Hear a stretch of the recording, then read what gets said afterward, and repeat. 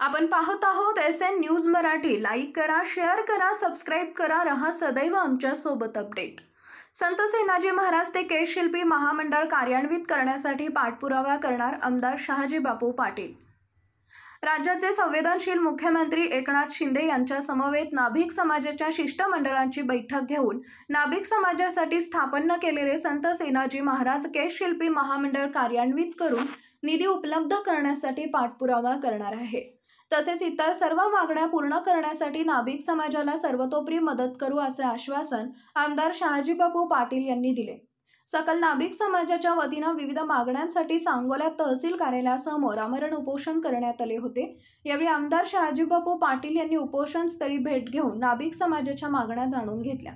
त्यानंतर नाभिक समाजाच्या पदाधिकाऱ्यांशी संवाद साधताना ते बोलत होते।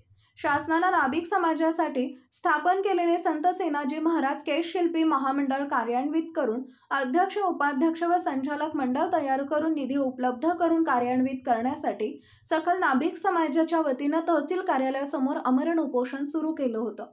यावेळी बोलताना आमदार शहाजी बापू पाटील म्हणाले की नाभिक समाजासाठी स्थापन केलेले संत सेनानी महाराज केश शिल्पी महामंडळ कार्यान्वित करून निधी उपलब्ध करण्यासाठी तसेच इतर सर्व मागण्या पूर्ण करण्यासाठी नाभिक समाजाच्या शिष्टमंडळाची राज्याचे समदर्शक मुख्यमंत्री एकनाथ शिंदे यांच्यासोबत लवकरच बैठक आयोजित करण्यात येणार आहे। संत सेनाजी महाराज केश शिल्पी महामंडळ स्थापन करण्याच्या निर्णयाची तत्काळ अंमलबजावणी करून महाराष्ट्रातील नाभिक समाजाला दिलासा दिला जाईल असं आश्वासन आमदार शहाजी बापू पाटील यांनी सकल नाभिक समाजाच्या शिष्टमंडळाला दिले।